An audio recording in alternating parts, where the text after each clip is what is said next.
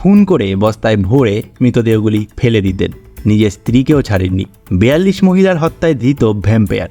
আজকের ভিডিওতে আমরা এই ভ্যাম্পায়ার কিলার সম্পর্কে জানব। যারা এখনও চ্যানেলটিকে সাবস্ক্রাইব করেননি, অনুরোধ করব চ্যানেলটিকে সাবস্ক্রাইব করে নিন এবং ভিডিওটি শেয়ার করবেন। চলুন শুরু করা যাক আজকের ভিডিওটি। শহরে একের পর এক মহিলা নিখোঁজ হয়ে যাচ্ছিলেন। কিছুদিন পর পর সেই সব মহিলাদের দেহ জঞ্জালের কোনো স্তূপ, নির্জন এলাকা বা ফাঁকা মাঠের বস্তার ভিতর থেকে উদ্ধার হতে শুরু করে। সেলোটেপ, নাইলনের দড়ি দিয়ে শক্ত করে বাঁধা সেই বস্তা দেখে বোঝার উপায় নেই বস্তার ভেতরে আস্ত একটা দেহ ভরা রয়েছে।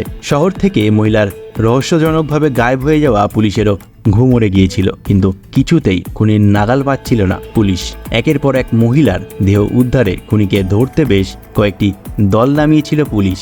এদিকে মহিলাদের নিখোঁজ হওয়ার অভিযোগের তালিকাও ক্রমশ বাড়ছিল। তল্লাশি অভিযানের মধ্যেই পাথর খাদান থেকে একসঙ্গে 9 জন মহিলার দেহ উদ্ধার করে পুলিশ, কিন্তু তারপরেও খুনির নাগাল পায়নি। একের পর এক মহিলার নিখোঁজ হতে থাকায় জনসাধারণের মধ্যে আতঙ্ক ছড়িয়ে পড়ে। পুলিশের বিরুদ্ধে ক্ষোভ বাড়তে থাকে। শেষমেশ পুলিশের জেলে ধরা পড়ে ধারাবাহিক খুনের অভিযুক্ত যুবক। নাম ক্যালিং জুমাইসি খালুসা। স্থানীয়দের কাছে তিনি ভ্যাম্পায়ার নামে পরিচিত। ঘটনাটি কেনিয়ার রাজধানী নাইরোবির।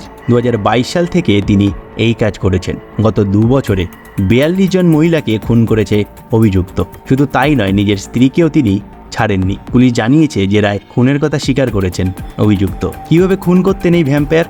পুলিশ জানিয়েছেন মহিলাদের সঙ্গে প্রথমে আলাপ জমাতেন, তারপর তাদের সঙ্গে ঘনিষ্ঠতা বাড়িয়ে তুলতেন আর তার সুযোগ নিয়েই তাদের খুন করতেন। দেহ টুকরো করে সেগুলোকে বস্তায় ভরে বিভিন্ন জায়গায় ফেলে আসতেন। সেসব বস্তা উদ্ধার হয়েছে, সেগুলি মহিলাদের দেহাংশ, সেগুলিও নিশ্চিত করেছে পুলিশ।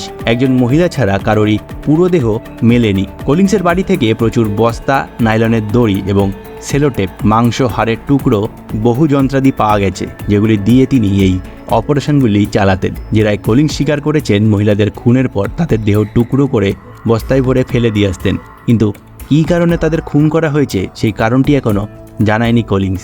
তবে চেষ্টা চালিয়ে যাওয়া হচ্ছে জানার। কেমন লাগলো ভিডিওটা কমেন্ট করে জানাবেন। আর এরকমের ভিডিও দেখতে হলে চ্যানেলটিকে ফলো করুন, সাবস্ক্রাইব করে দিন।